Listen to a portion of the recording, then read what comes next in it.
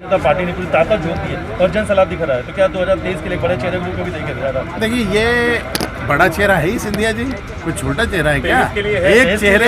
एक चेहरे ने कांग्रेस को तहस नहस कर दिया, वो छोटा चेहरा तो हो नहीं सकता। तो चेहरा तो बड़ा है और दूसरा भारतीय जनता पार्टी का चेहरा है। तो मतलब मान सकते हैं कि 2023 का चेहरा, अरे 23, 24, 25 सबका चेहरा है और सारे चेहरे बड़े और बढ़िया है। शिवराज जी के विश्वास की बस है, ये माननीय नरेंद्र मोदी जी के विकास की बस है और ये बस भारत के स्वाभिमान को कहीं ना कहीं दुनिया में खड़ा करने की बस है।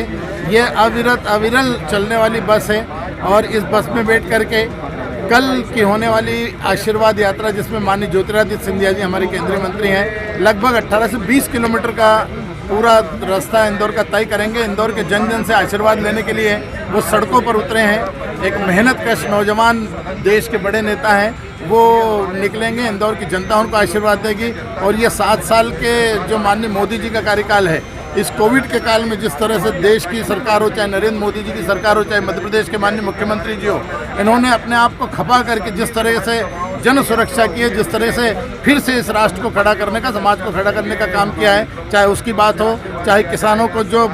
जिस तरह से किसानों के हित में भारतीय जनता पार्टी की सरकार कर रही है, चाहे उसकी बात हो, चाहे संबल योजना की बात हो, चाहे गरीबों के कल्याण की बात हो, चाहे अनेकों अनेक प्रधानमंत्री आवास के माध्यम से बसाने की बात हो, ऐसी कई सारी योजनाओं को लेकर के हमारे केंद्रीय मंत्री निकलने वाले हैं। हमारी भारतीय जनता पार्टी के इंदौर के संगठन के साथ साथ जितने जनप्रतिनिधि हैं, वो इस बस के अंदर बैठ करके पूरा मौका मुआयना करके चाकचौबंद व्यवस्था वहाँ पर हो, पब्लिक को परेशानी न हो, किसी तरह का कोई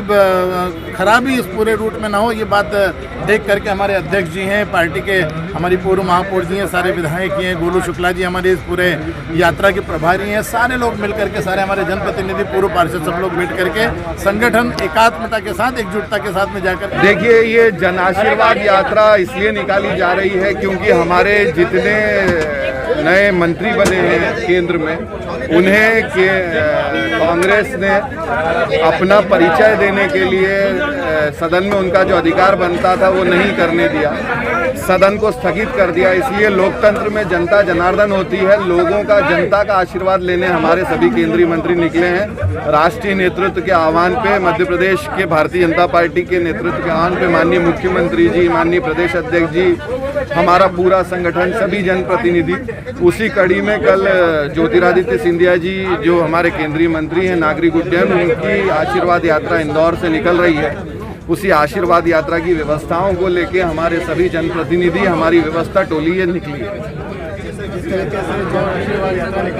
आने वाले 2023 की बात करें तो कोई चेहरे की बात करें? नहीं, मैंने जैसा पहले ही कहा कि